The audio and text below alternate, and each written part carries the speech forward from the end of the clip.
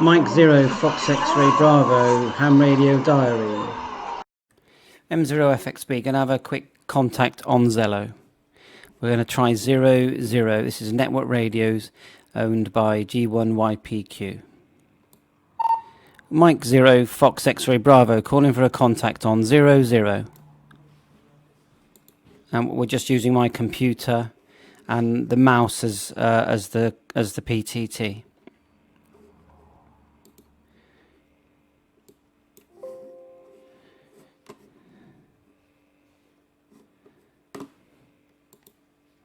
Let's try again. Mike Zero, Foxtrot X-Ray Bravo, calling for a contact on 00.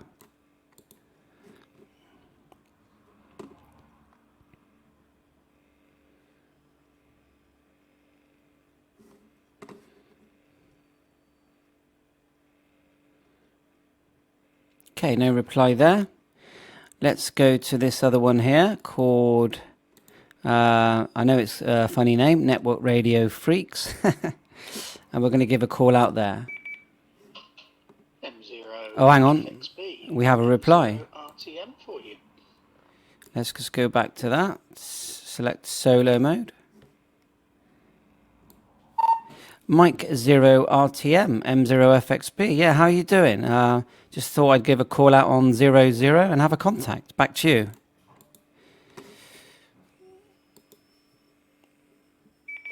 Yeah, absolutely fine. The name this way is Chris, Charlie Hotel Romeo, India Sierra, and I take it it's Andreas that I'm speaking to. Yeah, I was not really doing a great deal, to be honest.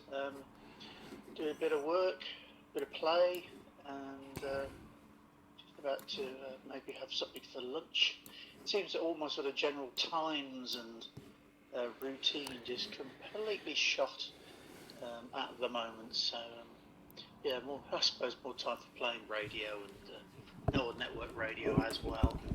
It does seem incredibly quiet. I had the radio on today, and apart from a net, I think it was on channel 3 this morning, I've hardly heard anybody. I wonder where everybody's gone. Back to you.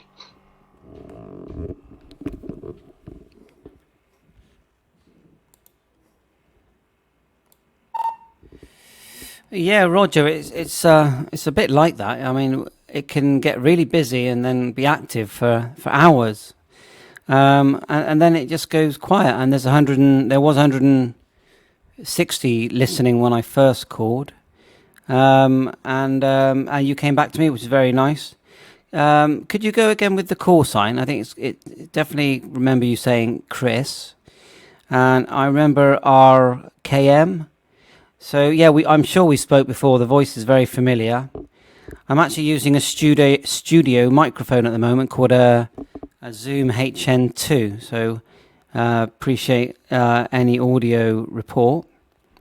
But I've been sat here sort of, pottering around in the shack. Got lots of digital modes running here, and just playing a bit of radio and drinking cups of tea. Back to you from M0FXB.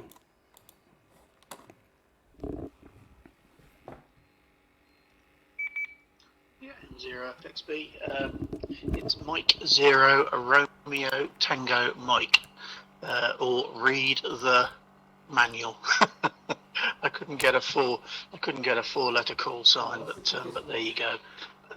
So yeah, Chris is the personal, and yeah, I've did a little bit of playing yesterday, the day before on digital. I was having a play with a Whisper Lite on 7 meg, just to see that the antennas are still working and everything seems to be in place, and it seemed to be going out reasonably well, not quite as well as it has been. So I think it's one of those things, because of the weather and everything else, I need to have a little look at everything just to make sure things are tight and connections are good, that all the usual measurements stack up properly. So it may just be that the propagation wasn't very good, but still managed. I think it was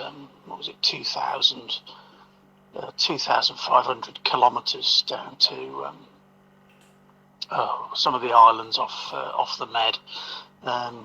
But that was quite pleasing. It's always nice to do something like that. And the trouble is, with my sort of setup, I've got the office, my desk, screens as you would imagine, and then all the radio stuff is sort of pushed around it. I really need to tidy it up so that I can work and actually access everything without having to unplug cables and plug them in.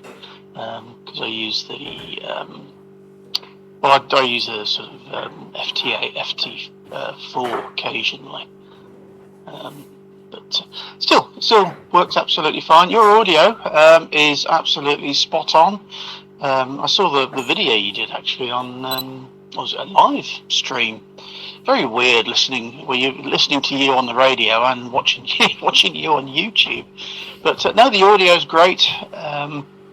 It's I've heard better, I have to say, but I think it's all down to with these microphones. I've got an audio or a studio mic which I use for Zoom, and it's not an expensive one, but I do find the positioning of the thing does seem to make an awful lot of difference, as does the room behind for echo and all of that. But it's all working well. Certainly very, very nice indeed. Anyway, back to you there, Andres.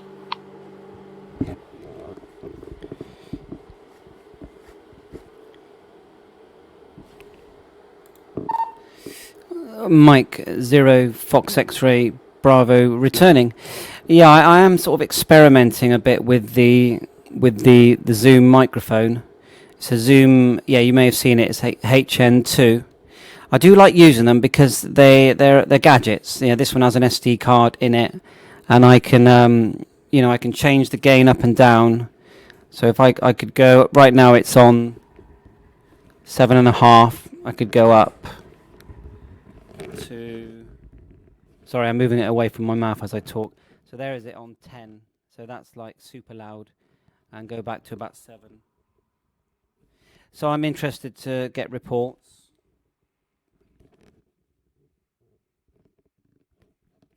Sorry about the delay. I'm just my eyesight's a bit bad, so I'm just trying to make sure it's not too loud. So yeah, it's just another gadget in the shack. So yeah, I'm interested about your reports there on about your contacts. I can see you've got the is it the Zygo? It's hard to say it. The G90. So interested in how that works. Your dual band radio up there on the right, is it the 778? I've got that one. I think that's a fantastic radio. The one underneath is, if I'm correct, is one of those, is it 290? Sort of VHF radio, or is that the UHF one? Could be UHF. I can see your, the network radio you've got. I had that for a while. Is it W5? It's okay. I mean, I found that the FM analog part of it for me, became pretty useless. It was too sensitive to everything around it. But the network radio part and the Zello part, I thought was really good. Excellent, in fact, for the price, because they're not expensive, are they? And then you've got the FT60. I've got the FT70, which I highly recommend apart from the battery. Is a very functional C4FM entry radio. 878, well, that's a no-brainer. That's like one of the best radios ever made, isn't it? And it's that a T199 you've got. Looks like, I don't recognize the one to the left of it, the one that says Retavis. So, yeah, we just keep busy tinkering with our toys. I've got lots of toys here. You'll see on my QRZ. And it's just enjoying. I work from home, so I have a lot of spare time. So just enjoying tinkering. All my kids don't really talk to me because they're so busy on their iPhones. My wife's at work today, so I just play radio. And I'm a bit of a housekeeper at the same time. Back to you, Chris. M0FXB.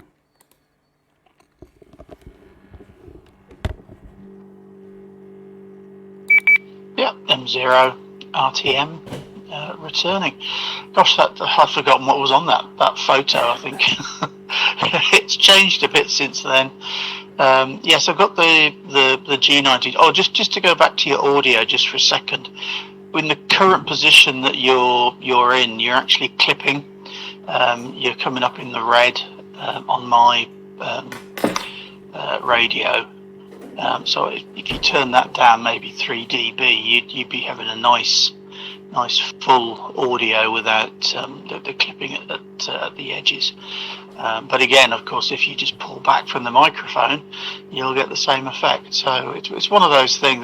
That's why I get a bit frustrated with the studio mics, because you do have to get your position right for them to work at their perfect audio, I suppose. But equally well, it's one of those things where once you've set it up, there's always seems to be with those mics a sort of a sweet spot where they work absolutely fantastically, and either side of that they drop off. Quite often, if you look on some of the graphs for their responses and all the rest of it, you'll see what I mean. But it's to do with the distance between you and the mic. It's to do with the actual setting of the mic, setting of your software, etc. So that was just if you're comfortable in that position, I would just turn it down a smidge, just to get rid of those bits. But the audio is fine. It's not as if your SS's sibilance is causing a problem at all. It's not.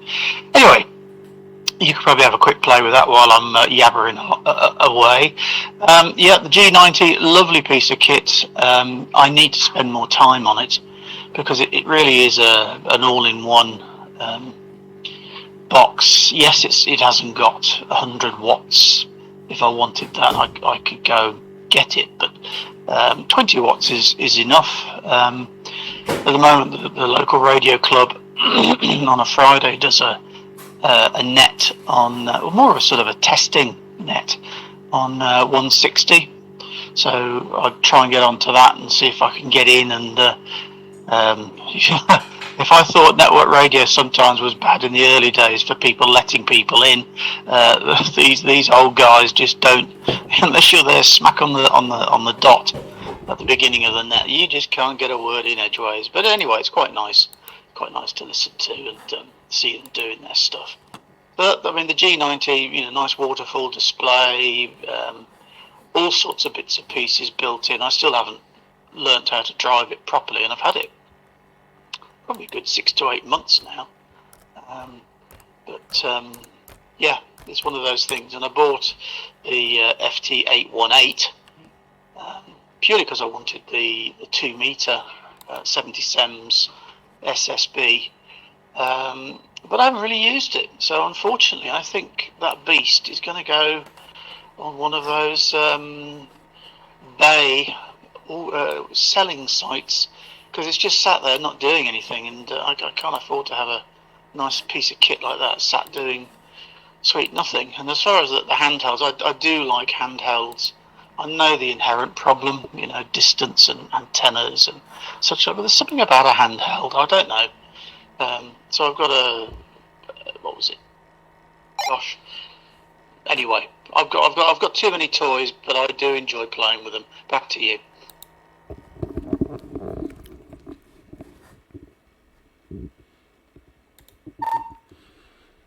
M0FXB, yeah, definitely. They just build up. Quite often people say to me, you've got all these radios, and I just